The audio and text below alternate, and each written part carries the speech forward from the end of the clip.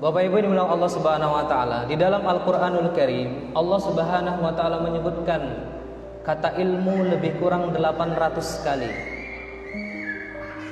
Dan sebagaimana kita tahu bersama bahwa ayat Allah Subhanahu wa taala yang Allah turunkan kepada baginda Nabi ketika kemudian pertama kali turun wahyu adalah surah Al-Alaq, yang itu juga berkaitan dengan ilmu.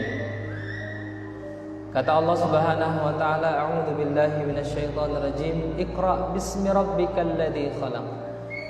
Bacalah, ya. Sebenarnya maknanya bukan hanya sekadar baca, tapi juga telaahlah, analisislah, ya, dengan menyebut nama Tuhanmu yang menciptakan.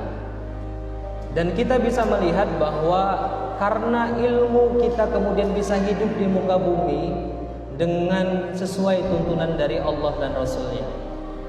Dan juga karena ilmu yang sampai melalui dakwahnya para wali Allah hingga sampai ke Nusantara, sampai ke kota Batam, kita bisa mengenyam betapa indahnya nikmat Islam.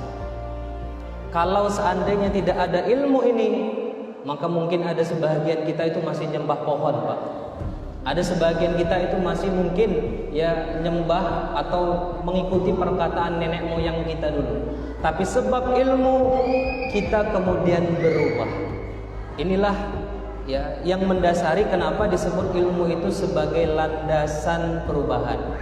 Orang yang pelit bisa jadi dermawan karena ilmu. Orang yang cinta dunia bisa jadi cinta akhirat karena ilmu. Orang yang penakut bisa jadi pemberani karena ilmu. Orang yang awalnya tidak suka dengan Islam bisa menjadi paling cinta kepada Islam, paling luar biasa memperjuangkan Islam, semua karena ilmu. Maka inilah kenapa penting sekali bagi kita untuk menjadikan ilmu ini sebagai landasan kita berbuat. Hanya saja ilmu seperti apa yang harus dipelajari? Ada dua jenis ilmu secara sederhana. Yang pertama adalah ilmu nafi' atau ilmu yang bermanfaat. Yang ini selalu kita doakan. Allahumma inna nas'aluka ilman nafi'an. Ya Allah, berikanlah kepada kami, anugerahkanlah kepada kami ilmu yang bermanfaat. Apa tandanya ilmu ini bermanfaat? Kata para ulama, ketika ilmu itu mendatangkan ketakutan terhadap Allah Subhanahu wa taala.